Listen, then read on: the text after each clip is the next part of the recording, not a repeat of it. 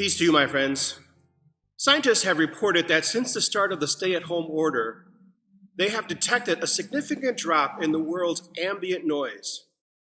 With less cars on the road and less airplanes in the air, with no concerts or games to attend, the general hiss of major metropolitan areas has dropped some 50 to 60%. And seismologists are now able to detect the Earth's smallest tectonic activity that usually went unnoticed because of all the noise that we usually make tends to drown them out. And perhaps you have noticed too, as I have, that our world has indeed grown much more quieter. I don't think it's my own imagination that I hear not only more birds singing, but I also hear different types as well. And with a dent to my social life lately, I have found this whole other world that I didn't even know existed, and I found it right outside my own door. Like these goldfinches that have been visiting my garden to munch on the seeds from the spent flowers, to a pair of American kestrel falcons that built a nest nearby, and their chicks love to perch on our church building. As difficult as the stay-at-home orders have been, and as painful as the sense of loss that we have experienced, not just to our social lives, but to our employment, our sense of order, as well as loss of family and friends who were taken by this virus, there have been some treasures that have been discovered as a result to the dramatic change to our everyday lives. Besides an increased appreciation for the world of nature around us, perhaps we have discovered or rediscovered the treasure of human relationships, of family and friends.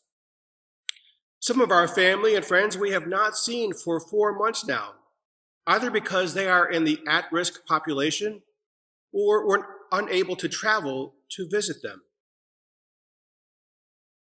For some of us, though, perhaps family and friends has been a whole different story. And I'm not a hopeless romantic when it comes to human relationships. I know that for some of us, our whole world has been filled with nothing but family who are home with us, spending time together 24/7. That's not easy. And I'm sure it has presented many challenges.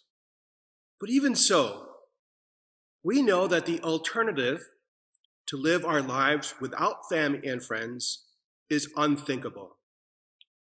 So regardless of how it has gone for us with family and friends, we indeed have a treasure before us.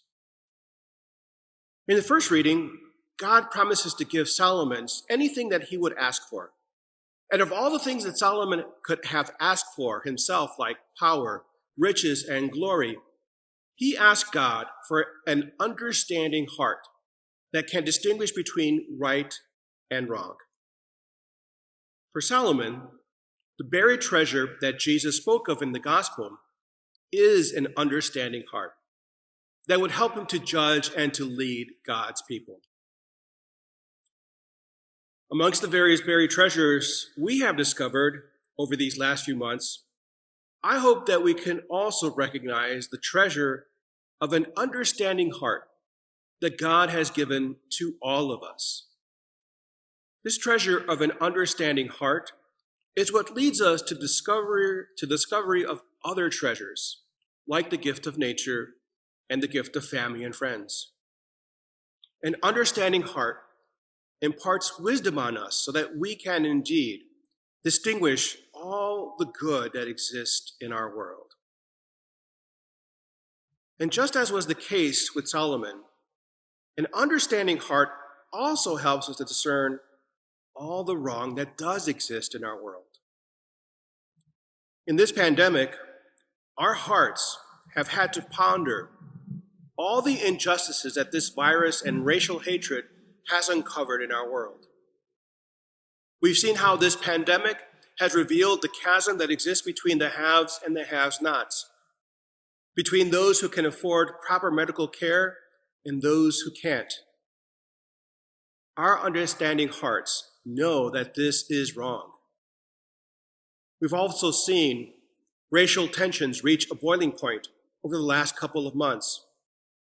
Our hearts have been moved to action at the sight of a man crying for his mama under the weight of an officer's knee. Our eyes have begun to open to the systemic racism that exists in our country and holds people of color under the knee of racial profiling, discrimination, underfunded school districts, and the continued use of symbols, flags, and monuments that have a tainted history and only serve to intimidate others. Our understanding hearts know that this is wrong and that truly Black lives matter. The evils of our society are many, too many for me to enumerate here, and that may seem overwhelming to us.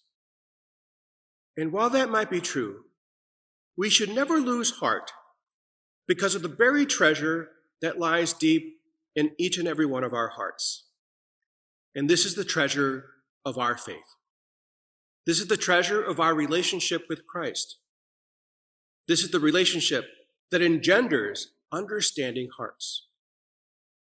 With God's help, we can move our world from bad to good. It will take time and patience. It will require listening to people's stories. It will require many prayers and the determination to change the world for the good through peaceful means. And as we do this, my friends, as we do this work of social justice, we will discover even further treasures. We'll discover the treasures of all people, of every color, language, creed, and way of life, living their lives as God intends. We'll discover this whole other world that we never knew existed or was even possible, which is the kingdom of God.